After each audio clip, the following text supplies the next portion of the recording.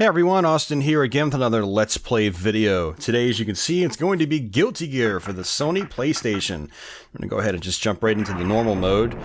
You basically have a normal, quote-unquote, story mode, and then you've got versus mode and a training mode where you can just practice stuff. Pretty cut and dry game, not a whole lot of material here outside of the basic fighting gameplay. This is the start of a long-running series, and for a long time it was one of my favorite 2D fighting game franchises. Up until I just kind of got out of fighting games in the mid-2000s and I just stopped caring. But part of my love for the Guilty Gear series is because of the first game. Like, it was such a unique fighting game when it came out in the late 1990s. It did get a translation and localization to the United States, and that's how I wish I was playing it right now. Unfortunately, we're playing the Japanese version. That's the only physical copy I have right now, and so you're not going to be able to read the story or anything like that, which is a bit of a shame because the story is actually kind of cool in this game. That was one of the cool things about Guilty Gear when it first hit. It just kind of like took itself seriously, and it kind of had like a darker story, nice anime style, but it was kind of gritty at the same time. And man, it animates really well too, actually. You know, the PlayStation 1 was not known for really slick-looking 2D fighting games. You know, case in point, some of the X-Men and Marvel vs. games on the PS1 had some major cutbacks and looked kind of janky in motion. But games like Guilty Gear and obviously the Alpha games, and Alpha 3 in particular, had some really nice animation, big sprites and stuff like that. So we're gonna go ahead and just jump into the game. I play as Badguy. He's always my main character. Yeah, let's go ahead and just jump right into it. I'll basically just talk about the game, talk about my experiences and things like that, and sort of how things work in this game.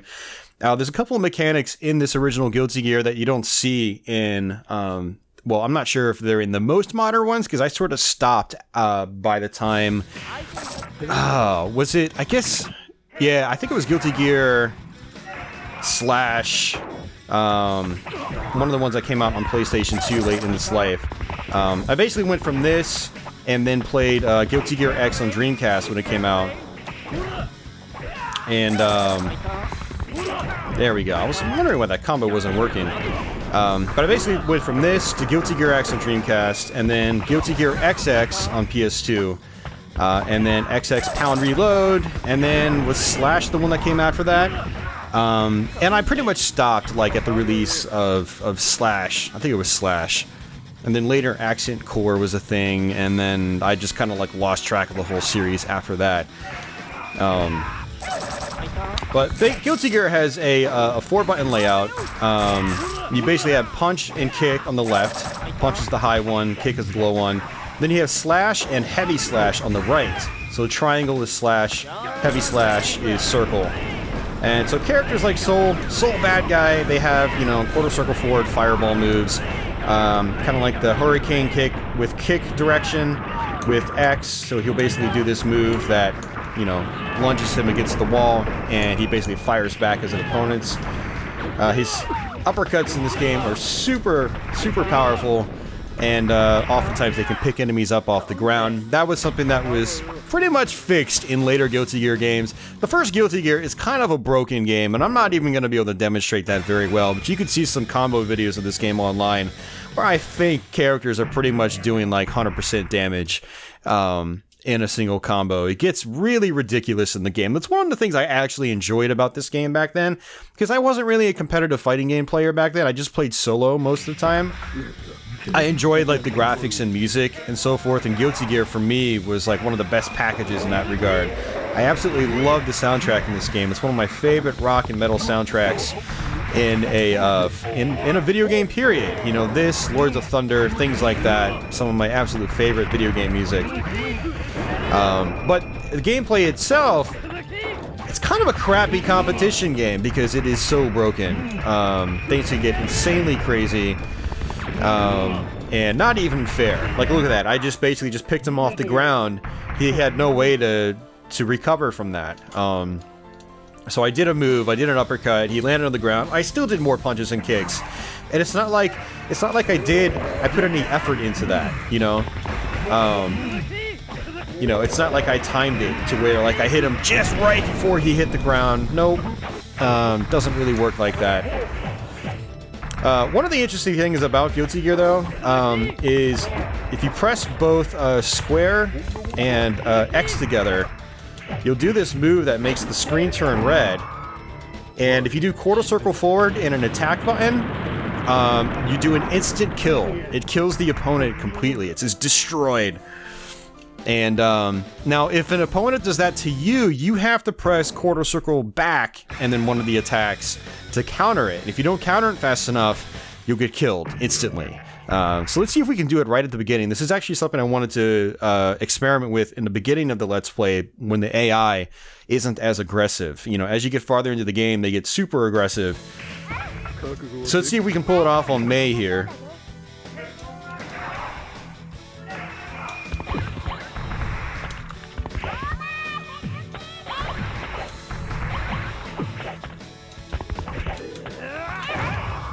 There we go.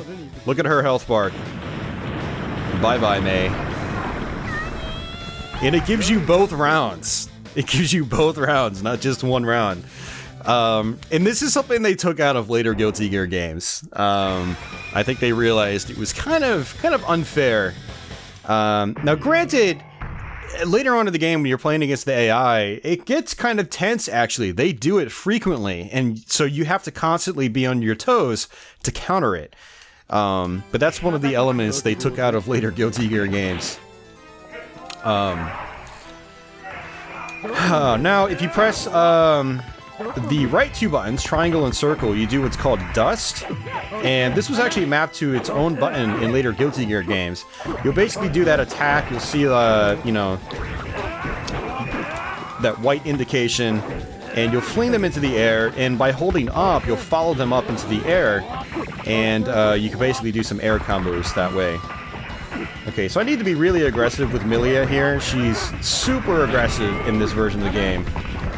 They really slowed her down quite a bit in the later Guilty Gear games, but in this first one, especially when you're playing against the AI, she's insanely fast.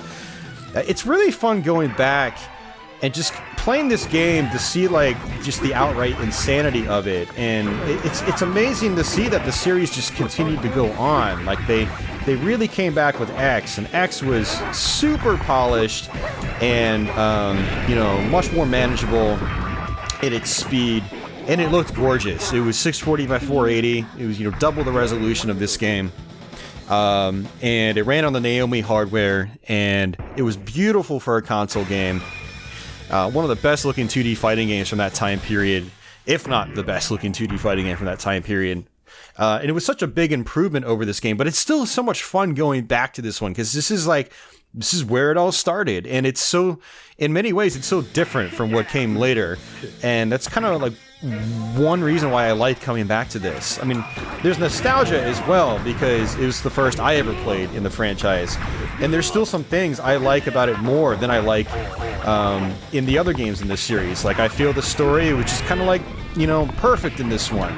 You know, it wasn't too overboard, it wasn't too convoluted, and so I still enjoy playing it for the story, and I still love playing it for the soundtrack in particular.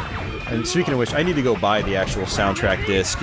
It hasn't gotten too expensive. I think you can get it for 30 or 40 bucks. And it's one of the few old game soundtracks that I still want to own on CD eventually, and I don't actually already have it. But yeah, I love, like, just the gritty nature of the music in this game. And I don't mean it like the later games in the series, you know. It's not like the music's too polished. I don't enjoy it. No, I still love the soundtracks in the other games too, but, like, I just have a major soft spot for how this one sounds, because it's really the only one in the franchise that sounds like this. It's almost like garage bandy, kind of like it has that kind of grunge to it, basically. I love it. And I also feel a lot of the music in this game is a little, I guess the way, like, you know, the structure of the tunes go, they just feel a little more aggressive in this one, which really fits the style a lot. And man, it just makes for some really energetic rock and metal, you know, video game rock and metal. It doesn't get much better than that, honestly. Good instrumental rock and metal. Especially when it comes from a video game. And oh, I just got insta-killed. Bam, there we go. See, I actually did the counter-attack, but I didn't do it fast enough. So let's go ahead and hit start. One of the beautiful things about this game is there's not a whole lot of load times. So I basically just hit, you know, continue. It just threw me straight back in. When you are playing the story mode, obviously you can tell there's no character select or anything. So, you know, when you choose a character, you're stuck with that guy for the entirety of the experience. Now, characters do have super bars in the bottom. For Soul Badguy, you do half circle back, and then forward, and then heavy slash. And he'll basically do that massive, like, huge fireball. And if you get it just right, if you're up close, it does serious damage. One of the crazy things about this game is just how fast that super meter builds. And so, you know, you can almost just, like, chip your enemies away with it. Like, he blocked much of that right there. But you get up, you do one combo, and look, my bar is 75% of the way up there again. And let's toss a fireball, and we'll just do it again. There he goes. Now, I believe if you press all 4 buttons together, you can actually charge up your meter. So let's, in this next match, let's try that.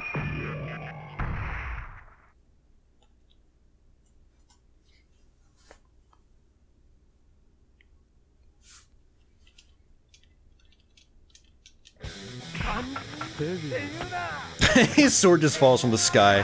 I love it. Alright. Let's knock him down to the ground first. Is it all 4 buttons, or is it... how do you do it?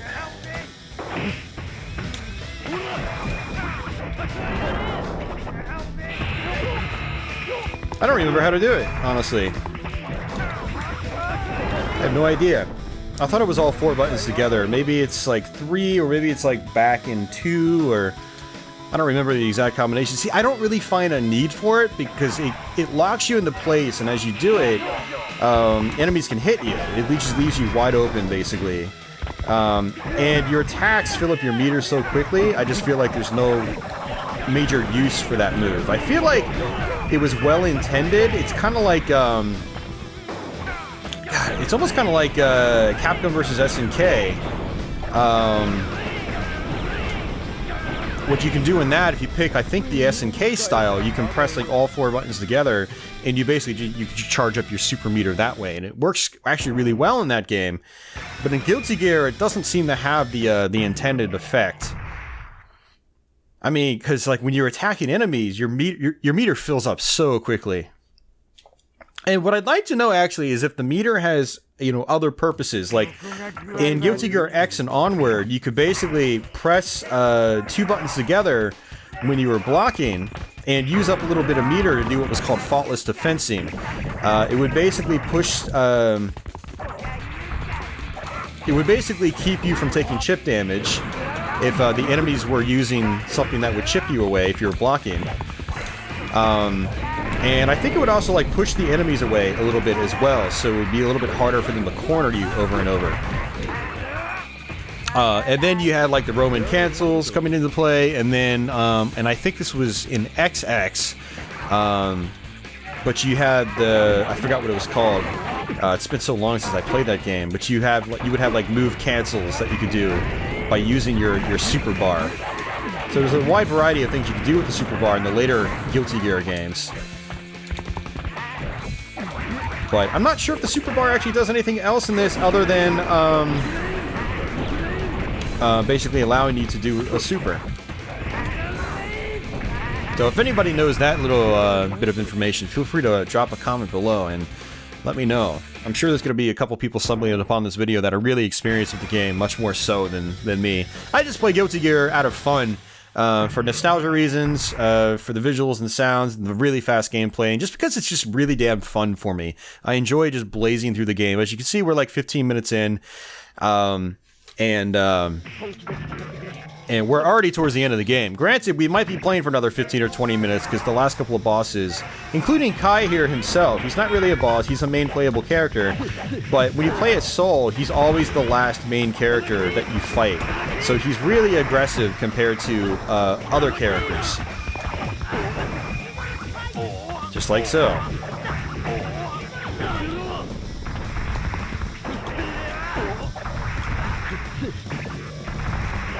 I'm trying to do my super, but I can't.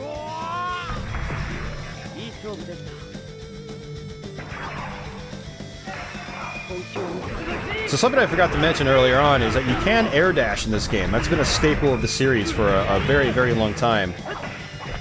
Well, right since the beginning, actually. But since we're playing the beginning game, the franchise, we're playing the original. There we go. There it is. So you can actually be a good distance away with that super and still make it connect enough to really count. But yeah, there is air dashing in this game. There's also double jumping. And that was one of the things that was really refreshing, because there wasn't really anything else like that for me. I mean, Guilty Gear might not have been the first fighting game to do those things, but it was the first one I played that did. And so for me, it was so refreshing to see at the time after playing so much, you know, the Versus series, which I have no complaints about. Those were phenomenal games.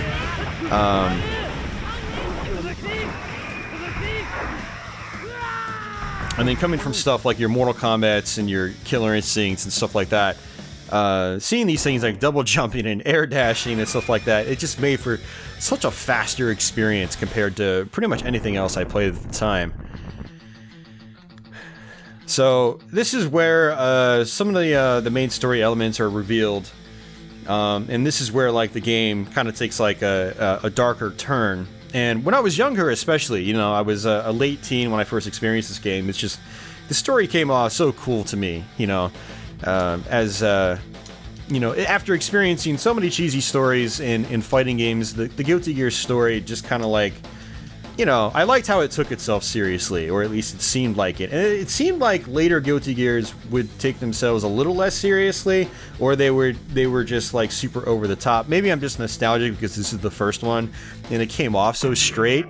And it was actually refreshing for me at the time. A lot of stories in fighting games, just like I never really felt like I wanted to take them seriously, but this one had a really cool concept. And then with Soul here, a really, really cool twist at the end as well. And a lot of that stuff actually, you know, is dived into a little bit further in the manual itself. And there's some other stuff in the game that was really neat to see, too. Including, like, I don't know, there's just a lot of neat stuff in the game that kind of like got you vested in the characters. Like Soul Badguy, I think it said in the manual, like, his favorite band was Queen, or something like that. You know, so they tie in, like, you know, real-world elements from our world into the game. There's just, I don't know, a lot of, like, really neat stuff that was done with this game. Alright, so Testament can be really tricky. He's very aggressive. In Guilty Gear X and later, he became a standard playable character. Was it X he was a standard character, or was it not until XX he was made a standard playable? I'm pretty sure it was, I thought it was X he was made a standard playable character. And a lot of these moves were brought over into X, a lot of these attacks he's doing. So he actually looks like a chick, but he's actually not a chick, he's a dude. Now, it's actually kind of interesting that he came back to Guilty Gear X, because it makes me wonder how the franchise, like, it makes me wonder, like, from which character's perspective did they take the story?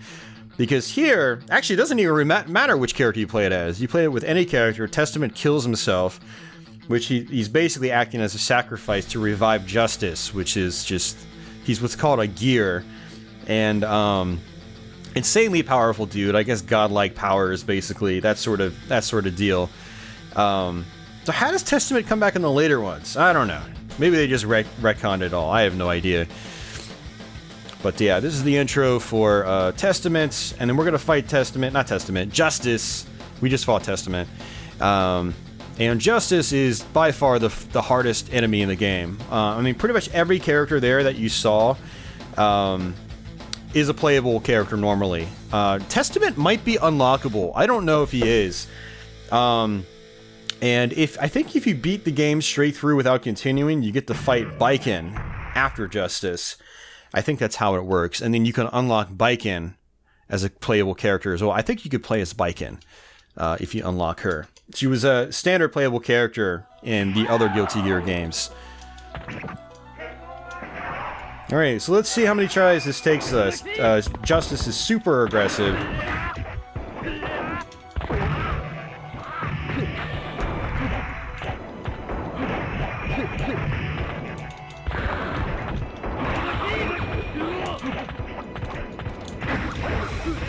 There we go. He's gonna do his super.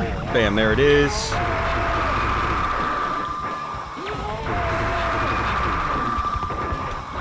Does he get an unlimited amount? He just tried doing it a third time. His meter was drained.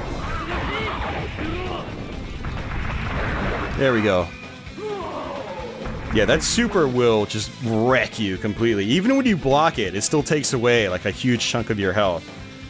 One of the benefits, though, is when you block it, it does raise your super meter. And that laser is one of the worst attacks he has.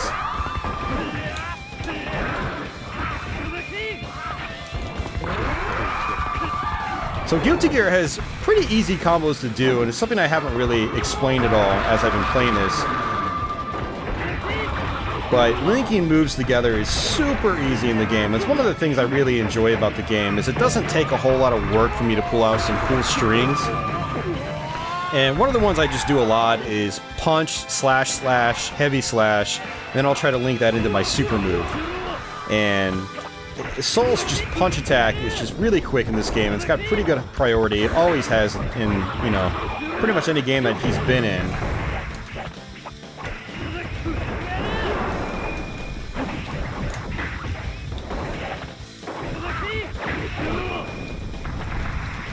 Oops, that's not what I was trying to do.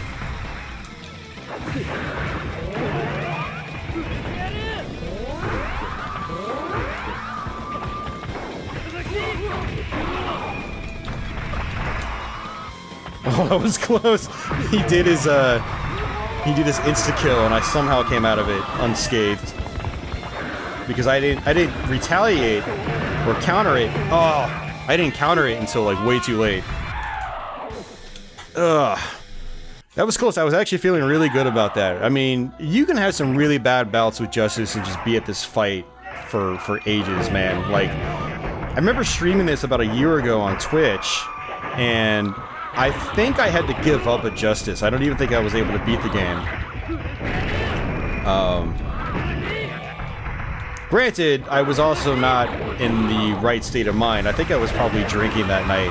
This probably isn't a good game to be playing when you're having copious amounts of alcohol. And, because it's so fast.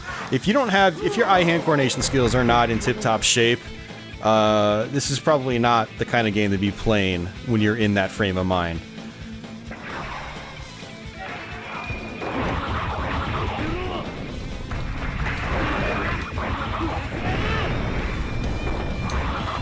You can see how the air dashing really pays off in this game. Bam! That's it.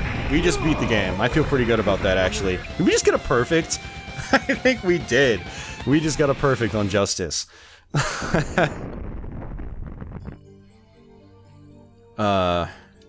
I'll just let this fantastic ending theme roll out.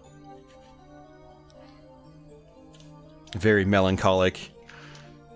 Unfortunately, you guys can't read the story, so unless you understand Japanese.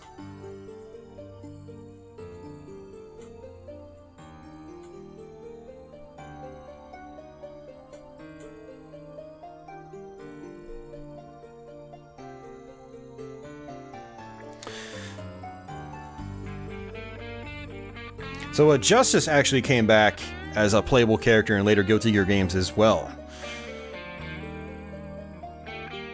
And so Guilty Gear X had a different final boss. Her name was Dizzy. And then Dizzy came back as a playable character in XX. Oh, dude, was she? God, it's been so long since I played X, man. And I don't even think I have Guilty Gear X. I definitely don't have it on Dreamcast anymore, but I'm thinking, like, do I have it on PS2?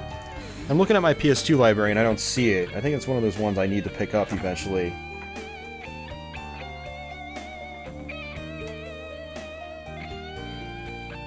I mean, some of these fighting games, like, it's almost pointless for me to have them because I don't really play them, but the Guilty Gear series, it's like, I am a little bit nostalgic about it, and I like to revisit them once every now and then. Guilty Gear 1, especially, I really love just playing through this game every now and then. You know, it's a trip down memory lane, but it's also just very fast-paced and aggressive, and that's my... You know, when I'm playing solo, that's like my favorite type of game. So, but yeah, that's pretty much Guilty Gear, guys. I don't really have a whole lot else to provide you guys in regards to this game. Like I said, the package is relatively bare bones. There's not a whole lot of meat to, you know, the single-player aspect of the game. So it's not like, you know, like Tekken 3, where it's got like Tekken Force and you can unlock characters, or like Street Fighter Alpha 3 or 03, where you've got like the World Tour mode and things like that. Just a whole bunch of like single player focused modes. Guilty Gear doesn't really have that, but you know, if you're the kind of person that still likes playing the arcade style modes, just, you know, get through the game, witness the story and things like that. And if you're the type of person that especially likes rock and metal in your video games, you might still really dig this game, despite it not having a whole lot of meat from the single-player perspective.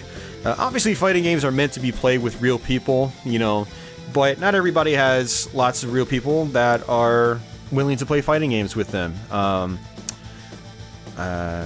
Or if they do, they might be terrible at them, and if you're good at them and they're terrible at them, usually it's not fun for either party.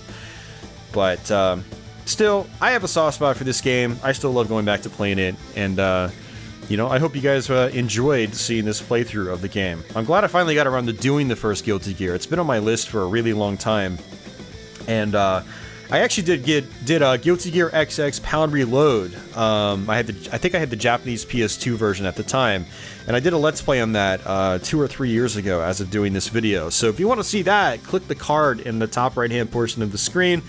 I'll try to have a Guilty Gear, my XX Pound Reload playthrough up there that you guys can check out if you want to see that. I think I actually played that one with a joystick and everything, because that's how I used to play that. I used to play XX Pound Reload specifically competitively. That and Tekken Tag were my most played, you know, competitive fighting games when I was in the competitive fighting game, you know, scene locally. About 2004, 2005-ish. 2004, yeah, that sounds about right. And so when I did that Let's Play, I actually busted out the old Namco joystick I used to have and played it that way, I think. And that was fun. But if you guys want to see that and kind of see where the series has gone, be sure to check out that video as well.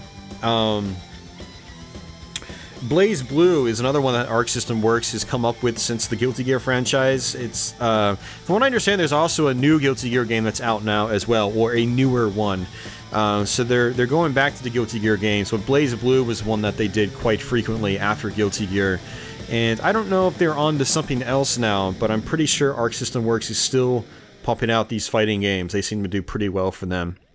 So, but that's pretty much it, guys. I want to say thanks for watching. If you enjoyed this video and you're new to my channel, please consider subscribing. Just click that subscribe button. It's free. And keep up with my Let's Plays here. I've got plenty on my channel you can probably check out, and plenty more to come in the near future as well. For everybody else that's already subbed, thanks as usual for your support. Hope you continue to enjoy this content, and I'll catch you guys soon. So until the next video, take care.